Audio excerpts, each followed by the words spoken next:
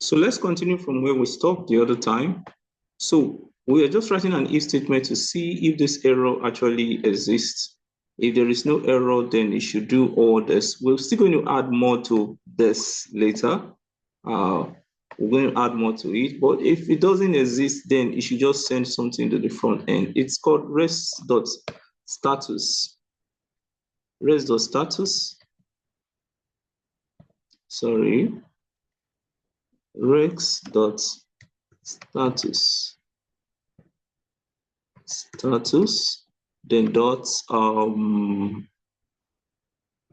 the status I want to send is 200. 200 means that everything went well.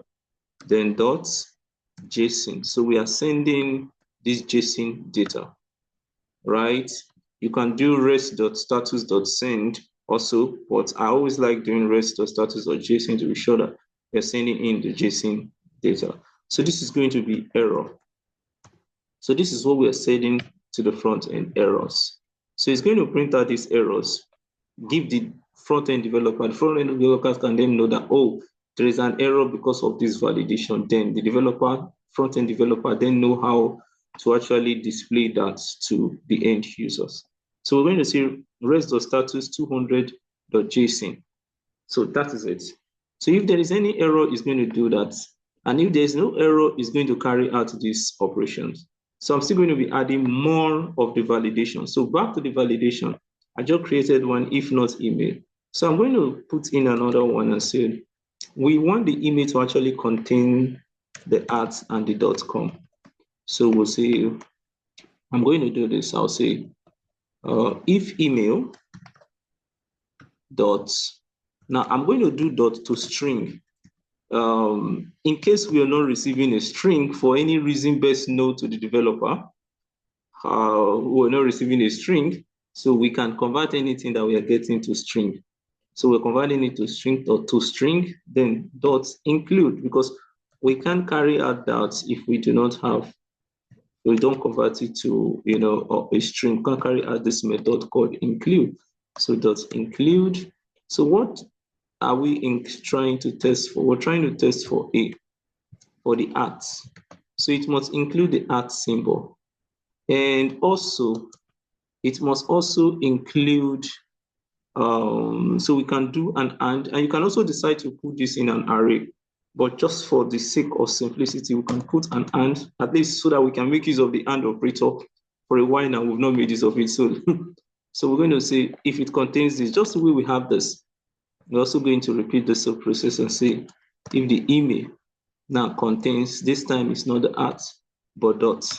So we want it to be able to contain this and this. So we use you can use your double ampersand for the and. So we want it to be able to contain this and this. So this is what we want. So if the email doesn't contain this, then it should throw an error. So that's what we're testing for. Now, what are we going to say if it's not contained? Just the way we did in the other one, we're going to say the errors dot, we'll say email.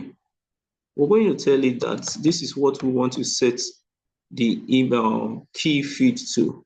So we want to say that email must, or invalid email. Let's just say invalid email. There's no need making too much noise about it. You can go ahead and type in anything you want to type in. So we just say invalid email. So that is, this is not a valid email. So we just done some, validation for the email. Okay, what else do we want to do about the email again? We also want to make sure that,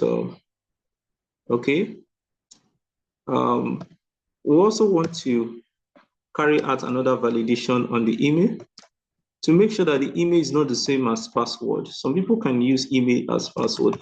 So we want to make sure that the email that is entered is not the same as password. And if it is the same as password, then it should tell us that this is an error. So we'll just say errors, right, dot. We'll give it an email. So let's give it a email. So we'll say is equal to email must not be the same with password, or saying that you might reveal some secrets to, you know, some malicious people. So you can just say email,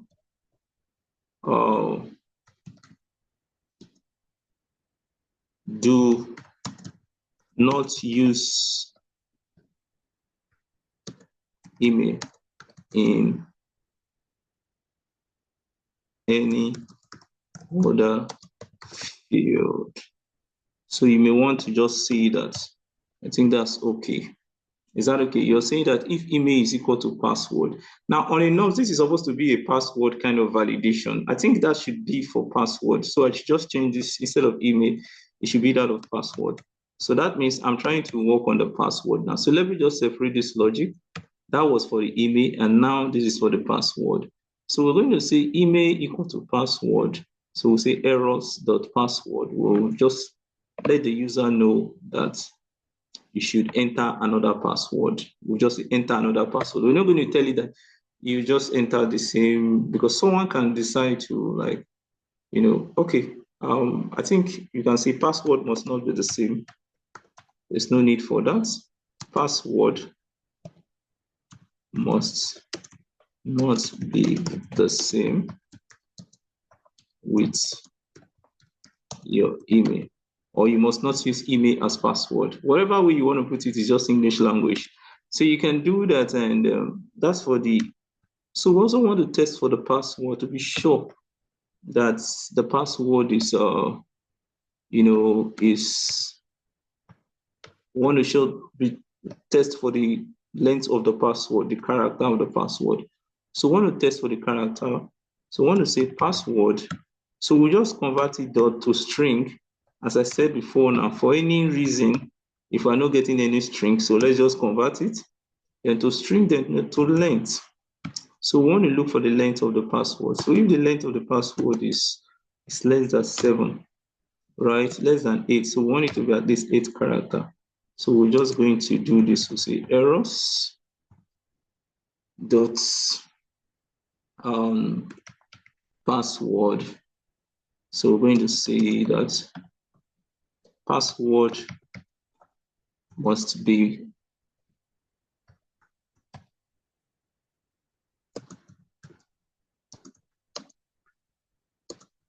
must be more than 7 characters. So that's another way of validating it. So you're telling that the password will be more than 7 characters. Or you can say password should be up to 8 characters. So whatever way you want to do it. So we also want to do for that of the confirmed password. The confirmed password should be equal to the password. So when you run for the confirmed password, so I'll just leave the space. I'll say if now we have a confirmed password. So if the confirmed password dot, for any reason, let's assume we are not getting a string, so just convert it to string. That's the purpose of doing that. We're expecting a string, but for any reason we're not getting a string, just convert it. So let's assume the password, the password that we have in here must be equal to that of the password that is entered. That is, passwords must be equal to confirmed password. So we say errors. So if it is not equal to, I think that's the right word. So if it is not equal to, then we should be having an error, right? So I think I spelled this wrong. It's password here. Okay. And also this is password. And did I make any mistake somewhere? Okay, here we go. So we're going to say this is password. So if it is not equal to this, then there should be errors. So we say errors dot then password.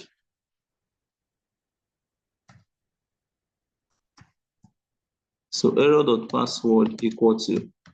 So we can put it in password there and give it some stuff and see confirm password, or let's turn this to confirm password feed. So that is confirm password. So you can say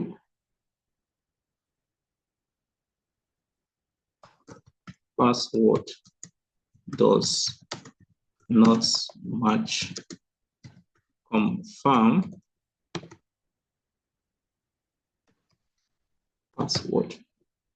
So that's what you're telling it. You're saying that the password does not match the confirmed password because what you're actually entering is not the same as the password. I think let's quickly test this because we've done a lot, so we could actually see if what we've been doing all this while is working, and we'll see if there is anything that we needed to fix in. So let's save this. Fingers crossed there should be no error. So let's go to where we have this. So here we go. I'm just going to make this, okay, the full name. I'll just say this is Jide John. Then right here, I will take off the dots to see if it's actually working exactly the way we program it. Then I'll just make this to be like 3 length and 3 length. So let's try to test this out with, so this is a post request. I think it's called registered. Let me check out the route again. Is it registered? Okay, yes, it's called registered. So let's save that and try to run this. Okay, I'm getting an internal server error, which means that something must have been written wrong in our code. So let's go back and figure that out quickly. Okay, debugging. Now let's debug. Look at where the error is. It said type email to string dot include is not a function. I think it's includes. That's the right word. That's the right word. So let's check out that. So I think it's dot includes.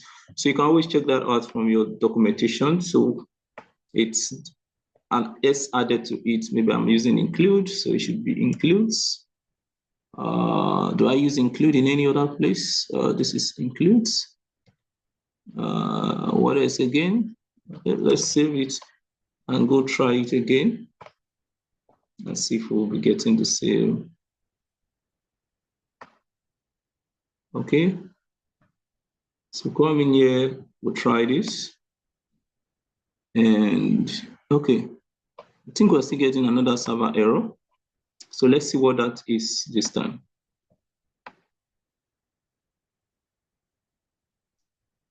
Okay.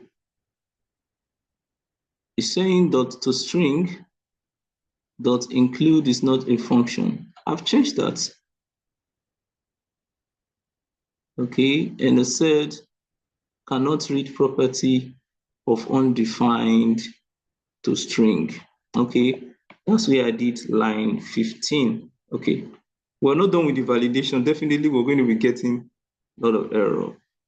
So he said, okay, because I didn't put in the confirm password feed from the front end. So I have to put in the confirm password feed from the front end. So yeah, we have the confirm password feed. So let me paste it. Let's see if that was actually the right one. That's the confirm password feed.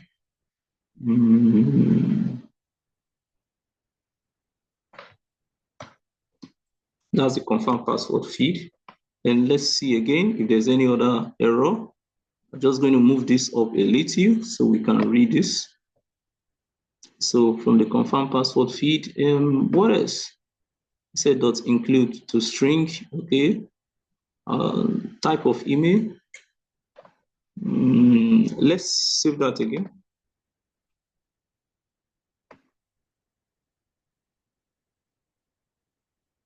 Let's save this and just check out. This is running. Let's run it again quickly. Okay, here we go. It's working now. So it said password. Password, this is the object that we created. It said password must be more than 7 characters. That's because these passwords are not more than 7 characters. Is that okay? So we just put 1, 2, 3. So these passwords are not more than 7 characters. So if we put in the right, let's assume we put in 7 characters. 1, 2, 3, 4, 5, 6, 7, 8. And here we also go 1, 2, 3, 4, 5, 6, 7, 8. And let's take away this. Okay, I want to be sure that this thing is working. So I want to take away this @ from this username. So because I was expecting to see that username to be invalid, but I never saw that. So let's try this first. Okay, it's a moment of truth. It's taking some time. So let's check our console and see why it's existing. It's okay, registered successful. Okay, now it's not supposed to register successfully. So it's supposed to actually tell us that that password is invalid. So I think I'll have to check out that again and fix this email part. But fine, you can see how the first one works. So we'll continue with the validation in the next video. Thank you very much.